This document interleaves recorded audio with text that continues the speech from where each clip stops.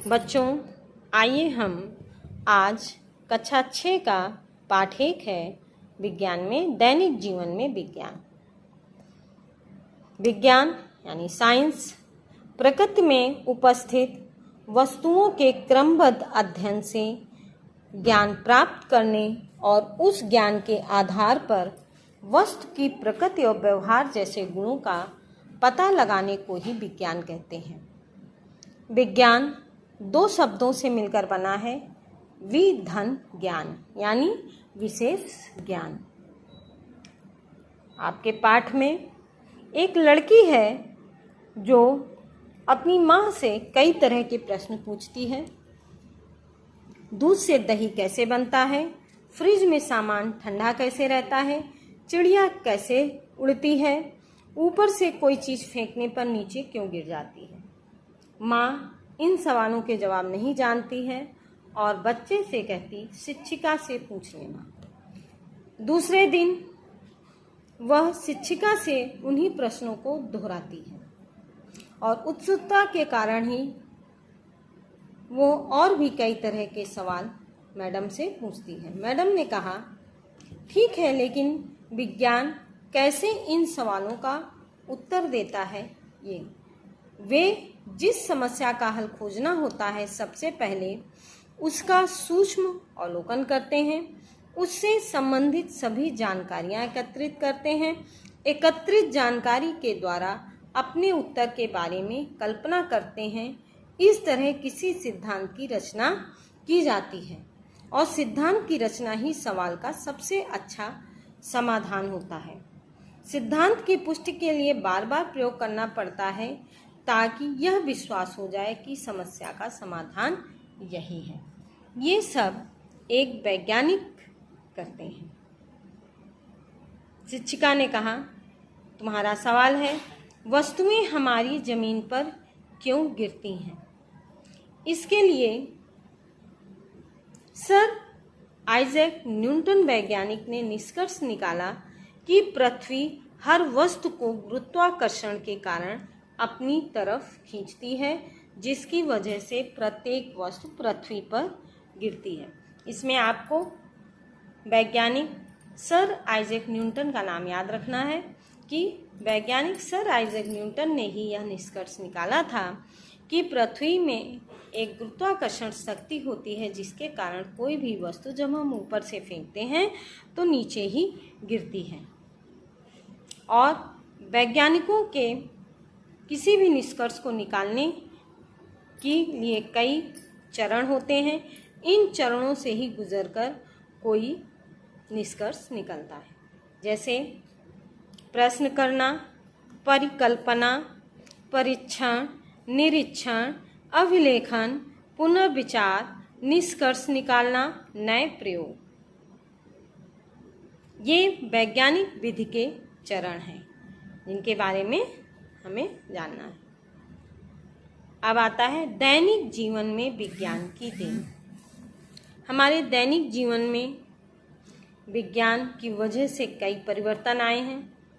इन परिवर्तनों से हमारे कार्य आसान भी हो गए हैं।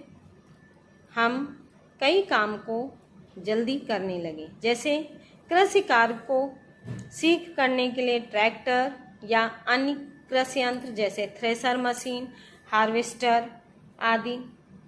घर बैठे ही देश विदेश की जानकारी के लिए टेलीविज़न, खाना शीघ्र पक जाए इसके लिए गैस का चूल्हा, यातायात के विभिन्न साधनों से कई घंटों की यात्रा कुछ ही समय में तय हो जाती है। पंप तथा नहरें सिंचाई के लिए पर्याप्त मात्रा में पानी उपलब्ध कराती हैं।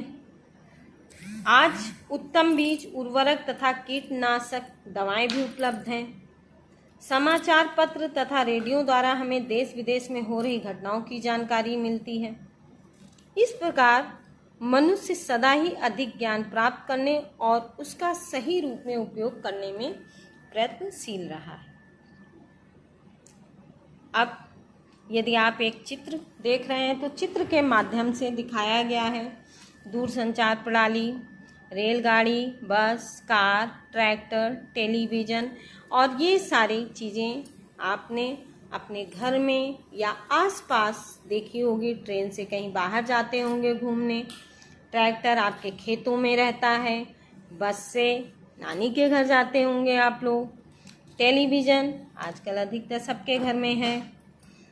इस प्रकार हम लोग ये जानते हैं कि विज्ञान से हमें कई आराम भी हुए हैं और कुछ नुकसान भी होते हैं। विज्ञान के दुरुपयोग से होने वाली समस्याएं।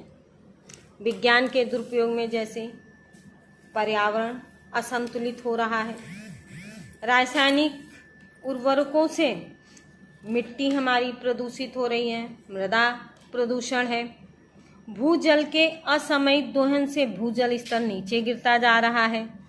अब है गड्ढा खोदते रहो, पानी जल्दी नहीं निकलता है, पानी का स्तर नीचे हो गया है। तीव्र ध्वनियाँ उत्पन्न करने वाले लाउड स्पीकर आदि से ध्वनि प्रदूषण हो रहा है।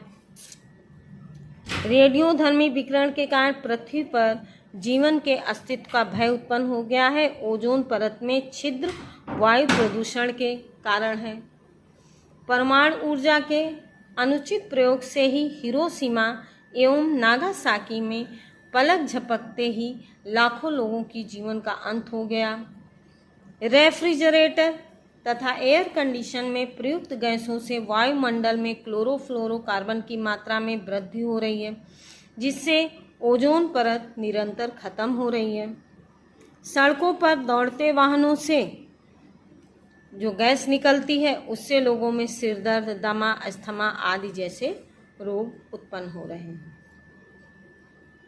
अब हम लोग जानते हैं वैज्ञानिक खोजों में भारतीय एवं विदेशी वैज्ञानिकों का योगदान।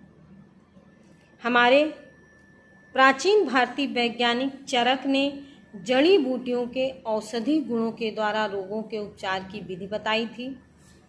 सुश्रुत शल्य चिकित्सा के क्षेत्र में महत्वपूर्ण योगदान दिया। आर्यभट्ट वैज्ञानिक जी ने पाई का मान बताया। श्रीधराचार्य वर्ग समीकरण का हल करने वाले प्रथम गणितज्ञ थे। इस प्रकार हम जानते हैं कि प्राचीन काल से विज्ञान चला आ रहा है। कुछ वैज्ञानिकों के नाम तथा उनके योगदान आप सुन लीजिए और चार्ट आपको दिखा दिया जाएगा।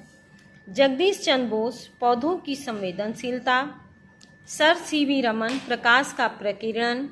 रामानुजम, संख्या सिद्धांत। मेघनाथ साहा, तापी आयनीकरण। टी.आर. शेषाद्री, औषध विज्ञान। विक्रम साराभाई, अंतरिक्ष अनुसंधान। डॉक्टर हरगोविंद खुराना, अनुवंशिकी कोड की स्थापना। कल्पना चावला, अंतरिक्ष वैज्ञानिक। एडवर्ड जेनर, ये विदेशी वैज्ञानिक हैं। एडवर्ड जेनर, रोगों से रक्षा हेतु vaccine. Alexander Fleming, penicillin. Galileo, दूरबीन। ऑटो हान, परमाणु बम। Michael Faraday, dynamo. John Logie Baird, television. Albert Einstein, photo electric प्रभाव। इस प्रकार हम भारतीय तथा विदेशी वैज्ञानिकों के योगदान के बारे में कुछ जानते हैं। भारतीय अंतरिक्ष अनुसंधान संस्थान यानी इसरो भारत में अंतरिक्ष अन्वेषण तथा अंतरिक्ष प्रौद्योगिकी के विकास एवं इसके अनुप्रयोग का कार्य भारतीय अंतरिक्ष अनुसंधान संस्थान द्वारा किया जाता है, जिसे संक्षेप में इसरो कहते हैं। इसकी स्थापना 15 अगस्त 1969 यानी 1969 को हुई थी, जिसका मुख्यालय बेंगलुरु में है। अब हम जानते हैं इस पाठ के कुछ MCQ क्वेश्चन। आप लोगों ने जो अभी हमने पढ़ाया है, कुछ नोट्स आपने देखे हैं, इनसे आपने क्या सीखा, अब आप लोग बताइए आंसर जल्दी जल्दी क्विक। गुरुत्वाकर्षण सिद्धांत दिया Volta, Newton, CV Raman and A.N. Bose.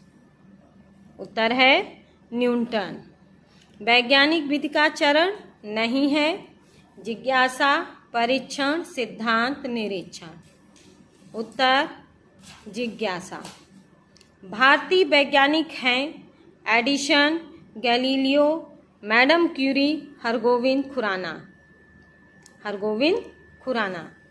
Ozone परत में छिद्र का कारण है जल प्रदूषण, ध्वनि प्रदूषण, वायु प्रदूषण, इनमें से कोई नहीं।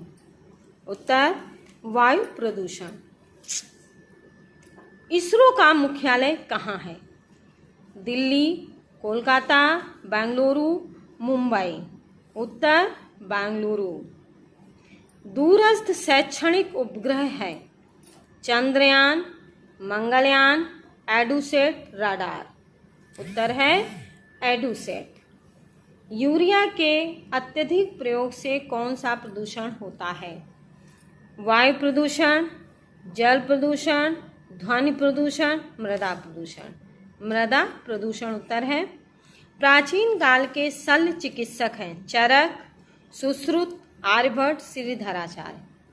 उत्तर सुश्रुत।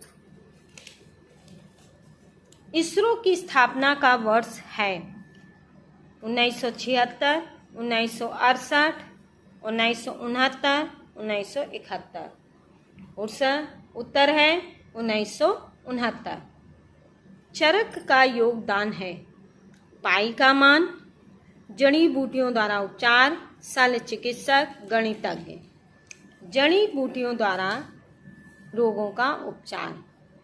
पाई का मान बताया है चरक, सुश्रुत, आर्यभट्ट, श्रीधराचार्य।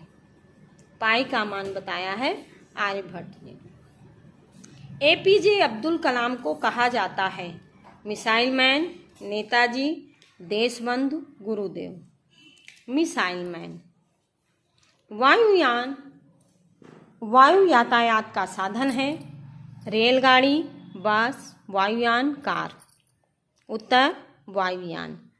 पौधों की संवेदनशीलता के बारे में किसने बताया? सीवी रमन, एसएन बोस, कस्तूरी रंगन, जगदीश चंद्र बोस। इसका उत्तर डी है जगदीश चंद्र बोस। पहली भारतीय महिला अंतरिक्ष वैज्ञानिक हैं Kalpana Chawla, madam Curie, auto हान, मेघनाथ साहा। उत्तर कल्पना चावला। विद्युत बल्ब के आविष्कारक हैं वोल्टा, एडिसन, गैलीलियो। एडिसन। इस प्रकार इस पूरे पाठ के आपको नोट्स और एमसीक्यू क्वेश्चन दे दिए गए हैं। यदि इसे आप ढंग से पढ़ेंगे तो आपको पूरा लेसन याद हो जाएगा। धन्यवाद।